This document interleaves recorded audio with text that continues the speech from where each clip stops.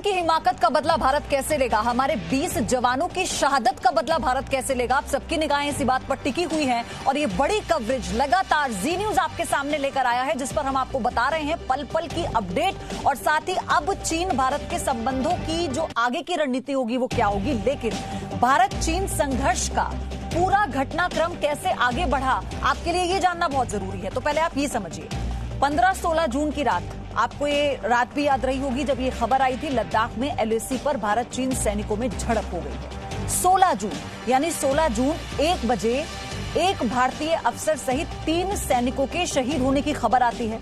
उसके बाद 16 जून को लगभग 1:45 बजे रक्षा मंत्री, विदेश मंत्री, CDS तीनों सेना प्रमुखों की बैठक होती है। फिर 2 बजे घटनाक्रम कैसे सिलसिलेवार तरीके से आगे बढ़ रहा है, पूरी टाइमलाइन है आपके सामने। 2 बजे 16 जून को चीन ने बातचीत से विवाद सुलझाने की बात कही। उसी दिन यानी 16 जून को ही लगभग 2:11 पर LAC पर भारत चीन के बीच कमांडर स्तर की बातचीत होती है। 16 जून को ही 3 बजे कैसे 15 मिनट 20 मिनट के अंतराल में जो घटनाक्रम बदला है वो आपके लिए समझना बहुत जरूरी है।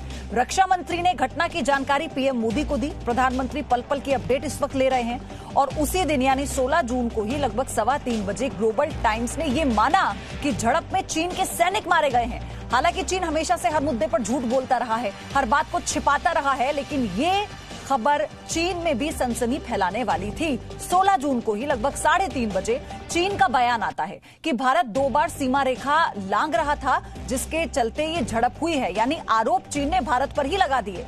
लेकिन उसी के बाद 16 जून को शाम होते होते यानी 5:30 बजे रक्षा मंत्री राजनाथ सिंह से सेना प्रमुख की मुलाकात बहुत महत्वपूर्ण होती है।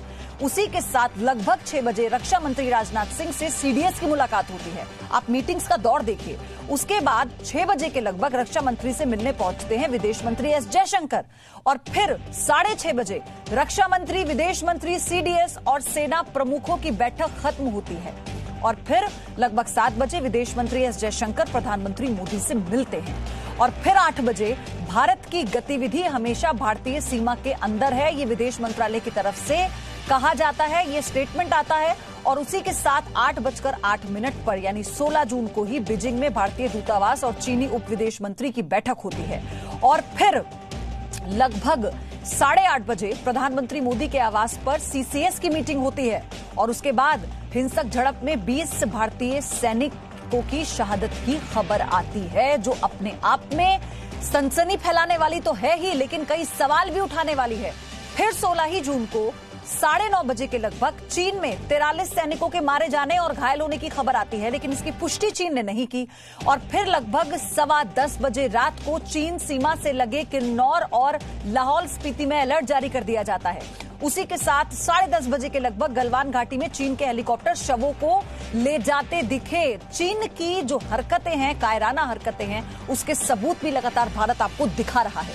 उसी के साथ 10:30 बजे CCS की बैठक खत्म होती है, PM मोदी और गृह मंत्री में अहम चर्चा होती है। उसके बाद 17 जून यानी रात 1 बजे UN की दोनों देशों से अधिकतम संयम बरतने की बातचीत होती है। पूर्वी लद्दाख की गलवान घाटी में चीन की सेना के साथ झड़प में 20 भारतीय सैनिक शहीद हो जाते हैं, जिसके बाद अब ये सवाल महत्वपूर्ण हो जाता है कि भारत का जवाब इस पर क्या होगा।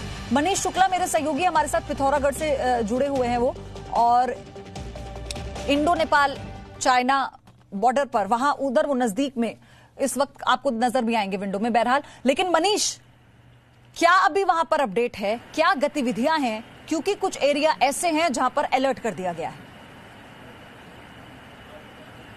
जी बिल्कुल, देखिए जिस जगह हम खड़े हैं ये धाराचूला का एरिया है और ये आगे जाकर के लिपू लेक पास की तरफ जाता है जो चीन की सीमा है और यहाँ पर पिछले 4-5 दिनों से काफी ज्यादा ये आप कह सकते हैं कि जो सिक्योरिटी है वो बढ़ गई है। चाहे ITBP हो, चाहे इंडियन आर्मी हो, उन्होंने अपनी यहाँ पर जो संख्या भी है और जो अपनी मजबूती जो है उसको बढ़ाई हुई है। जाहिर तौर पर देखा जाए तो अभी तक इस मामले में सरकार के लिए देखा जाए तो बहुत एक दबाव है सरकार के ऊपर, क्योंकि जिस तरीके से हमारे जवान शहीद हुए हैं, आप अगर उरी में भी देखें, उरी अटैक के बाद जब कश्मीर में हुआ था तो इसी तरीके का प्रेशर था और अभी तक भारतीय सेना का कोई ऑफिशियल स्टेटमेंट नहीं आया है। उरी में के बाद जब हमने सर्जिकल स्ट्राइक की थी तब इंडियन आर्मी ने स्टेटमेंट दिया था।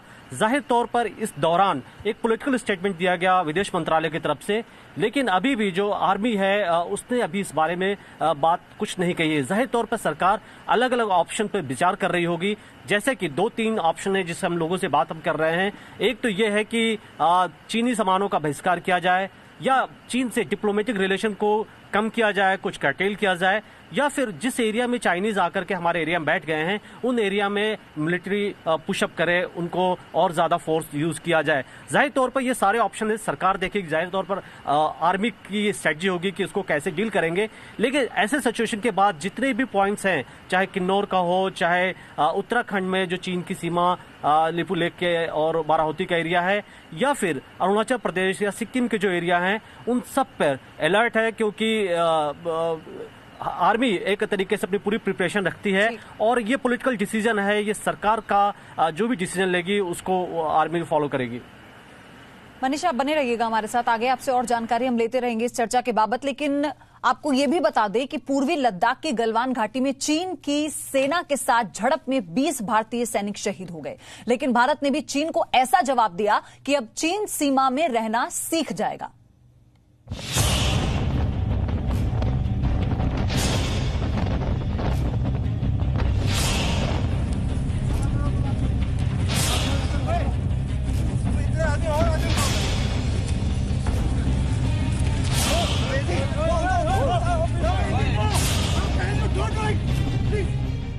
पैंतालीस साल बाद भारत चीन सीमा से जब देश की सेना के एक अधिकारी समेत 20 जवानों की शहादत की खबर आई तो पूरा देश स्तब्ध रह गया। भारत चीन सीमा पर धक्का मुक्की, बहसबाजी और संघर्ष की खबरें और तस्वीरें तो देश ने देखी थीं, लेकिन 20 जवानों की शहादत ने 135 करोड़ हिंदुस्तानियों को हिलाकर रख दिया।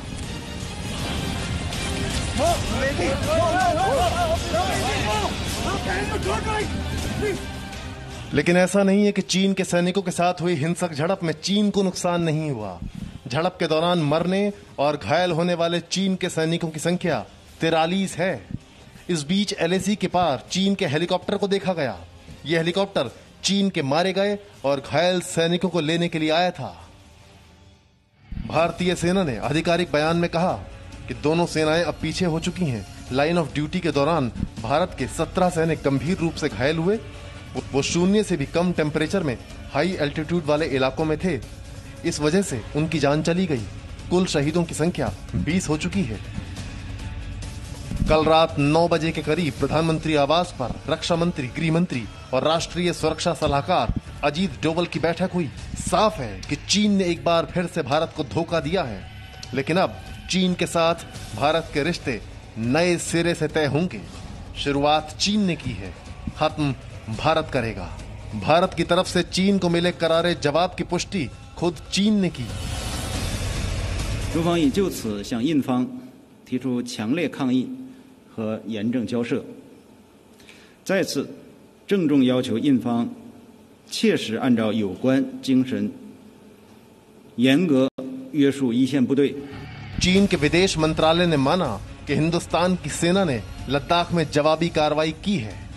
दूसरी पुष्टि चीन के सरकारी अखबार के एडिटर इन चीफ यू शीजिन ने की।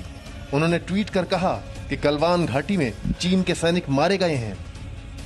एक तरफ जहां भारत ने इस बात को मान लिया कि चीन से झड़प में कर्नल समेत 20 जवान शहीद हुए हैं, तो वहीं दूसरी तरफ चीन अपने मारे गए सैनिकों की संख्या बताने से डर रहा है। इसके पीछे की वजह भी सुन लीजिए। चीन के सरकारी अखबार के एडिटर इन चीफ यू शीजिन के इस ट्वीट को देखिए। चीन ने PLA के सैनिकों की मौत का आंकड़ा इसलिए जारी नहीं किया क्योंकि चीन नहीं चाहता कि दोनों देशों के लोग सैनिकों की मौत के आंकड़ों की तुलना करें, जिससे लोगों का गुस्सा भड़क सकता है। ये चीन का एक अच्छा कदम है। जो 3 पॉइंट्स आप देख रहे हैं, एक तो गलवान घाटी का विवाद, दूसरा ये पैंगोंग से पेंगोंग लेक जो है आप जानते हैं इसमें 1/3 हिस्सा भारत का है, 2/3 जो है वो चीन के पास है पेंगोंग लेक। लेकिन मौजूदा विवाद जो कल रात को हुआ, जो 12 घंटे बाद रिपोर्ट किया गया, वो गलवान घाटी वो दरअसल रहा था ये डी-एस्केलेशन एक्सरसाइज चल रही थी। डी-एस्केलेशन एक्सरसाइज का मतलब होता है कि जो समझौता हुआ उसके तहत चीनी सेना को पीछे किया जा रहा था, वो इस जगह पर चल रही थी, गलवान घाटी में चल रही थी, जहां पर यह पूरा का पूरा विवाद देखने को मिला। भारत चीन संघर्ष पर विदेश मंत्रालय ने बयान जारी किया। गलवान घाटी में चीन ने LAC पर समझौते का सम्मान नहीं किया। चीन ने वास्तविक नियंत्रण रेखा पर स्थिति बदलने की कोशिश की। गलवान घाटी में जो कुछ हुआ उसे टाला जा सकता था। भारत की गतिविधि हमेशा भारतीय सीमा के अंदर हुई। चीन एक और बात कान खोलकर सुन ले कि वसुधैव कुटुंबकम और अतिथि देवो भव भारत की परंपरा और संस्कार का हिस्सा है। जिसको हम देश बुलाते हैं उसका सम्मान करते हैं, आदर सत्कार करते हैं। लेकिन अगर वही इंसान गुस्ताखी करता है, हमारी जमीन पर बुरी नजर डालता है, तो उसी भाषा में मुंहतोड़ जवाब देना भी जानते हैं। ये मोदी है, उसी भाषा में जवाब देना जानता है। ब्यूरो रिपोर्ट, जी मीडिया। तो क्या भारत सबक सिखाएगा चीन को और ये कहेगा कि सीमा में रहना कैसे कहा जाता है, कैसे रहा जाता है? क्या अब ये वक्त आ गया है? अपने आप में सवाल ये भी उठता है। और साथ ही सबकी निगाहें जिस बात पर टिकी हैं कि 20 जवानों की शहादत का बदला कब और भारत का अगला कदम क्या होगा, ये स्पष्ट हो जाना चाहिए। ब्रिगेडियर विजय सागर, 2017 में चीन ने यही तो हिमाकत की थी, 62 का अंजाम भुगतने की धमकी दी थी। उसके बाद क्या हुआ वो चीन ने भी देखा। लेकिन इसी के साथ चीन ने जो इस बार ये किया है, सर, इसे किसी भी कीमत पर बर्दाश्त नहीं किया जा सकता। देखिए, मैंने पहले भी बोला कि इस वक्त हमारा जो रिस्पॉन्स है वो बहुत ही मैच्योर्ड, मेजर्ड और कैलकुलेटेड होना चाहिए। और वो उसके लिए जितनी भी बैठकें आपने कल देखी हैं, जो हमारी सिक्योरिटी एस्टैब्लिशमेंट में हुई हैं, NSA की, रक्षा मंत्री हैं, एक्सटर्नल अफेयर्स मंत्री हैं, CDS हैं, वो सब चलने दो डिप्लोमेटिक लेवल पे, पॉलिटिकल लेवल पे। बट इस वक्त टैक्टिकल लेवल पे इंडियन आर्मी को परमिट करिए कि वो एक ऐसी कोई बालाकोट टाइप एक्शन करें। और अगर आपको लगता है कि बालाकोट एक्शन से कोई स्थिति बिगड़ सकती है, तो मैं आपको ये बता दूं, अगर युद्ध की स्थिति तक जाने के लिए भी हमारे पास ये एस्केलेशन लैडर होती है। इसके कई स्टेप्स हो सकते हैं, पर इस वक्त एक स्टेप लेना बहुत जरूरी है। और अगर आप डरते हैं कि हमने कोई स्ट्राइक करी तो उसका कोई और मतलब निकल सकता है, मैं ये कह रहा हूं कि इंडियन आर्मी इस वक्त northern command, central command, eastern command पूरी की पूरी डिप्लॉयड है। आप उनको बोलिए जहां पे भी ऑपरचुन जगह है, जहां पे भी चीन की स्थिति कमजोर है, वहां जाके इंडियन आर्मी जाके ऑक्यूपाई कर ले, ताकि उनको यह बताया जा सके कि अगर तुम कुछ कर सकते हो तो हम भी इसको करने में पूरे सक्षम हैं। इसके दो कारण हैं। एक कारण तो हमारा जो डोमेस्टिक कंस्टिट्यूएंसी है, जैसे हम लोग बैठे हैं, हमें बुरा लग रहा है कि हमने 20 जवान खोए हैं। पहले हमको बोला गया 3, अभी 20 हो गया है, तो ये बुरा लग रहा है। इसके अलावा पूरी दुनिया जो इस वक्त एंटी चाइना सेंटिमेंट के अंदर घूम रही है, जगह जगह पे एंटी चाइना बात हो रही है, चाहे वो वर्ल्ड हेल्थ ऑर्गेनाइजेशन हो, यूनाइटेड नेशंस हो, हांगकांग हो, ताइवान हो, या और बड़ी जगहें हैं, वहां सब इस वक्त लोग देख रहे हैं कि इस वक्त इंडिया क्या कार्रवाई करता है। सर, आपने उसी बात का जिक्र किया ना, जो वहां के ग्लोबल टाइम्स के एडिटर कहते हैं कि अगर ऐसे आंकड़े साझा किए जाएंगे तो फिर जिसके आप बात कर रहे हैं एंटी चाइना सेंटीमेंट्स, जिसको खुद चीन में इतना विरोध चीन के राष्ट्रपति को झेलना पड़ रहा है, तो फिर क्या हो सकता है? वो इसको भी भली भांति समझते हैं। लेकिन चीन की चालबाजियां जिस तरह से निकलकर आती हैं, ये तो अब सतर्क करने वाली बात है ना। ये तो हमें भी सतर्क रहना होगा। रविंद्र, क्योंकि प्रधानमंत्री खुद पल पल की जानकारी ले रहे हैं, हमने देखा है कई दौर की बैठकें हुई हैं, और अब हम क्या मानकर चले? आज महत्वपूर्ण बैठक में क्या कोई महत्वपूर्ण फैसला ये उम्मीद की जाए?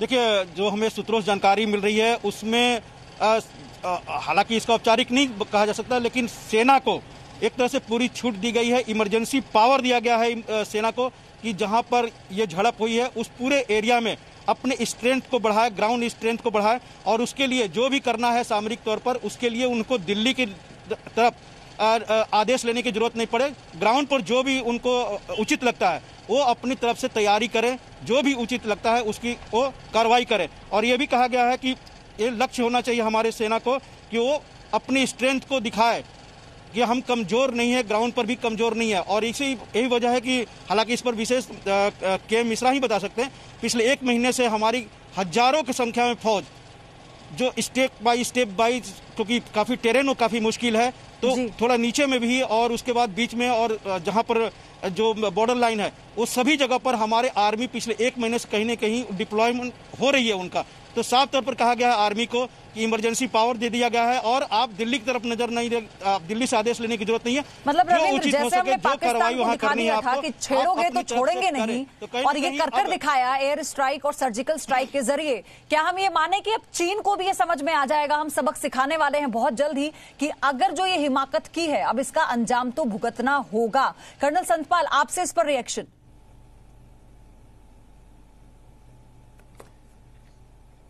चाइना ये जानता है हमारा जवानों का पराक्रम, शौर्य और देशभक्ति। चाइना का जो अनुभव भी बैटलफील्ड में नहीं है, वियतनाम के बाद उनके ट्रूप्स नहीं गए हैं, और उनको ये भी मालूम है कि Indian army battle season soldier हैं और -50 में भी ऑपरेट कर रहे हैं। जो चाइना ये धोखेबाजी, चालबाजी से ये शो ऑफ फोर्स कर रहा है, मैं आपके माध्यम से बताना चाहता हूं, Indian army is having a cutting edge of in terms of tactical and bravery. हमारे पास जो ऑप्शन है टैक्टिकल लेवल पे कि हम लोगों को लिमिटेड फ्रंट खोलना चाहिए, वहां जाके बैठना चाहिए, because LAC demarcation geographical feature पे है। फिर वो लोग हमसे डिसएंगेजमेंट की बात करेंगे तो फिर हम उनको बोल सकते हैं कि गलवान से आप PP-14 से भी आप पीछे जाइए, इधर से भी आप पीछे जाइए। That is a tactical option, but diplomatical and political fronts we should isolate China, और वर्ल्ड ओपिनियन ऐसा बनाना चाहिए जो उसके ऑलरेडी खिलाफ है। अमेरिका भी खिलाफ है, ताइवान उसके नेबर, उससे बहुत दुख है। मतलब इसको सीधे तौर पर सोचें कि हमें टिट फॉर टैट करना होगा। Certainly, we have to show we are a responsible nation, we are an emerging power in the Asia. ठीक है सर, ठीक है, मैं आऊंगी आपके पास, लेकिन आपको याद दिला दें कि 20 भारतीय सैनिकों की शहादत की खबर सबसे पहले जी न्यूज के शो डीएनए के जरिए ही देश को पता चली थी, जिसके बाद अब चीन से बदला लेने की, चीन को सबक सिखाने की मांग लगातार की जा रही है। गुस्सा है देश भर में क्योंकि हमने अपने 20 सैनिक खो दिए हैं, उनकी शहादत हो गई है, और चीन की चालबाजी का शिकार वो बने जिसका जवाब अब हमें देना होगा। यही एक सवाल है जो हर एक के जहन में है, और ये बड़ी कवरेज जी न्यूज पर लगातार आप देखते रहेंगे। हमारे साथ पैनल पर जो मेहमान हैं, हम बार बार आपसे यही कह रहे हैं कि वो आपको समझाएंगे कि इस वक्त क्या हालात हैं और भारत के पास क्या विकल्प है। एक ब्रेक छोटा सा, बड़ी कवरेज जारी है।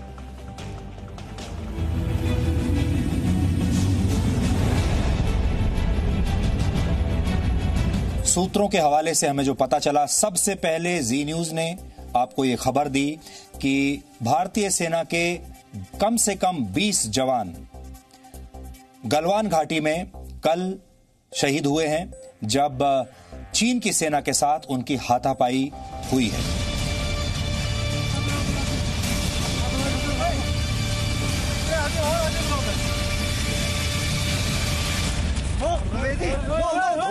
खबरें जो लगातार आ रही हैं वो ये है कि चीन के कम से कम उतने ही सैनिक तो मारे गए हैं जितने भारत की कैजुअलिटीज हुई हैं, लेकिन चीन के सैनिक जो मरे हैं उनकी संख्या इससे भी कहीं ज्यादा हो सकती है। ये वो देश है जिसने कोरोना वायरस को लेकर कभी भी दुनिया को सही आंकड़ा बताया नहीं। ऐसी सोच रखने वाला चीन भला ये बात क्यों बताएगा कि गलवान घाटी में भारत के हाथों उसके कितने सैनिक मारे गए हैं और वहां पर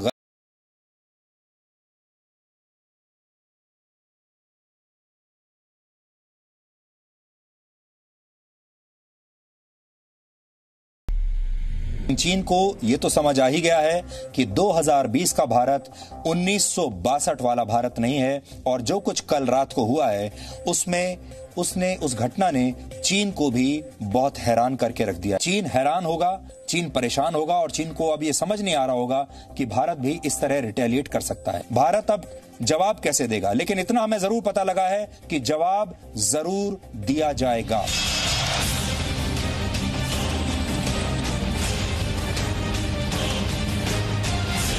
बहुत सारे लोग इस पर राजनीति कर रहे हैं, उन सबको हम बताना चाहेंगे कि ये जो अतिक्रमण हुआ है ये किसी पार्टी के दफ्तर पर नहीं हुआ है, ये किसी राजनीतिक क्षेत्र में नहीं हुआ है, किसी की कॉन्स्टिट्यूएंसी में नहीं हुआ है, ये भारत की सीमा पर हुआ है। ये भारत देश की बात है और भारत की सेना वहां पर लड़ रही है।